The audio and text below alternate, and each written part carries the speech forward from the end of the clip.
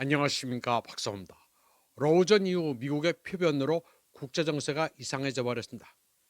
미국이 그동안 종처럼 부려먹던 유럽이 워싱턴과 적이 되어버린 듯합니다. 트럼프는 모스크바, 베이징과도 가까이 가고 있습니다. 이런 정세를 아주 탁월하게 정리한 에세이가 있습니다. 이스탄불 코치 대학의 독일 역사가 타릭 시를 아마르가 쓴 기사입니다. 새로운 미국의 국가 안보 전략은 워싱턴에 맞섰던 사람들을 존중하지만 종속국들이 계속해서 복종할 것을 기대한다가 제목입니다. 그리고 서유럽 기득권층은 유럽 시민의 이익을 미국에 팔아넘겼고 이제 그 결과를 거두고 있다고 했습니다. 유럽은 바이든, 트럼프를 거치면서 탈탈 털리다가 이제는 배신을 당하고 있습니다. 아마르는 중남미에 있는 사람이라면 워싱턴에서 비공식적으로 돈로 독트린이라 불리는 북쪽의 강대국이 더 공격적이고 지배적인 태도를 취할 것이라는 소식에 별로 놀라지도 않았겠지만 그렇다고 기뻐하지도 않을 것이라고 했습니다. 그러면서 타이완에 있는 사람은 오히려 안도할지도 모르겠다고 합니다. 트럼프가 바이든보다 후퇴한 태도를 취한 게 우크라이나 같은 비극을 면하게 해줄지도 모르겠다고 했습니다. 하지만 아이러니하게도 불안해하는 정부들 중 상당수는 미국의 공식적인 동맹국이거나 미국의 총애를 받는 국가들, 즉 사실상 미국의 종속국이나 속국들이라고 아마르는 말했습니다. 그리고 더욱 흥미로운 점은 이것이 오히려 다행스러운 일일지도 모르겠다고 했습니다. 트럼프식 국가 안보에 대한 새로운 해석에 경악하는 많은 정부와 엘리트들은 현실 점검이 필요하며 그 효과는 혹독할수록 좋다고 했습니다.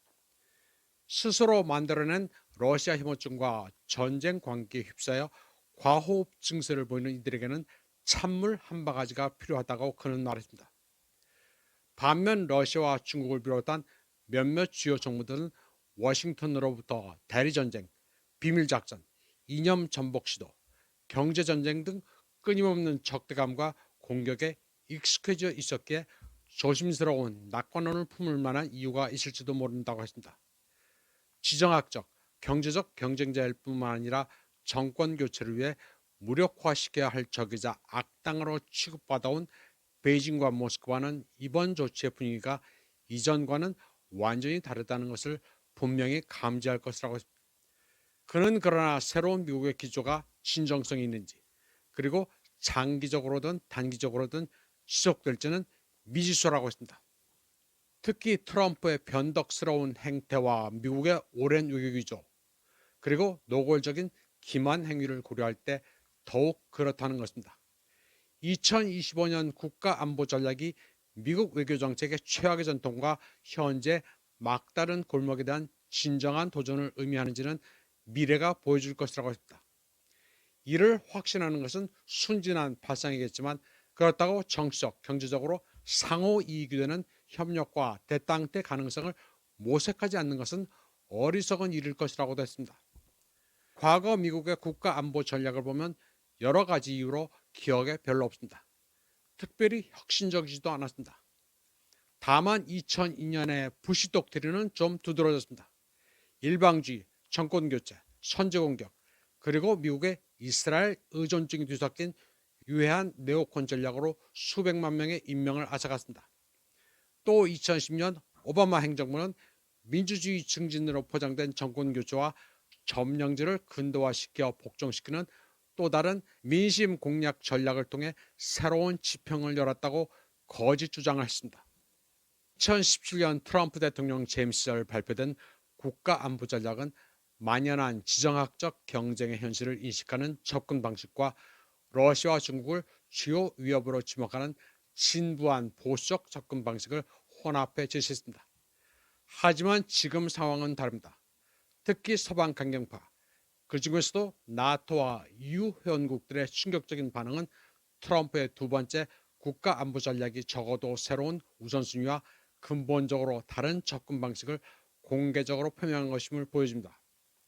서방 강경파와 호전주의자들의 불편한 신음과 고통스러운 절규가 울려 퍼지고 있습니다. 이코노미스트는 트럼프의 암울하고 일관성 없는 외교정책으로 동맹국은 공황에 빠지고 독재자들은 환호할 것이라고 말했습니다. 독일 주류 강경파인 노르베르트 로트케는 미국의 전략이 유럽 민주주의 국가를 겨냥하고 있으며 유럽의 비상사태를 초래했다고 평가했습니다.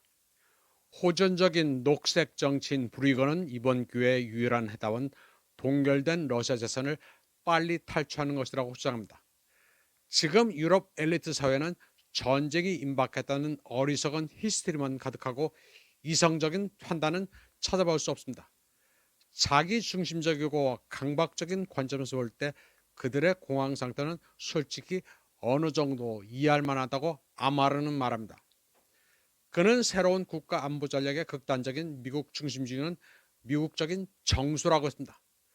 트럼프는 단지 그것을 노골적으로 드러낼 뿐 별로 놀라운 일이 아니며 과거 중도파의 위선보다는 훨씬 솔직할 뿐이라고 설명했습니다. 결국 미국이 강요하는 모든 것에 기꺼이 협력해온 이 유럽 엘리트들은 결국 스스로를 탓해야 할 것이라고 했습니다. 그는 또 유럽이 미국의 압력에 맞서 러시아의 지원을 활용하면 어떨까 하는 가상적인 질문을 할 수 있으나 진작에 그 가능성을 없애버렸다고 평가했습니다. 미국과의 자멸적인 순응과 러시아와의 자멸적인 대립이라는 스탠스로 인해 선택지가 사라졌다는 것입니다. 아마르는 또 미국의 국가 안보 전략이 세계 각국과 우호적이고 평화적인 상업 관계를 추구하되 그들의 전통, 역사와는 다른 민주주의나 기타 사회 변화를 강요하지 않겠다고 한 점에 주목했습니다. 그는 다시 말해 미국은 더 이상 가치를 위해 직접적이든 간접적이든 전쟁을 벌이는 척조차 하지 않을 것이라고 진단했습니다. 이번 방송은 여기까지 하겠습니다. 시청해주신 여러분 감사합니다.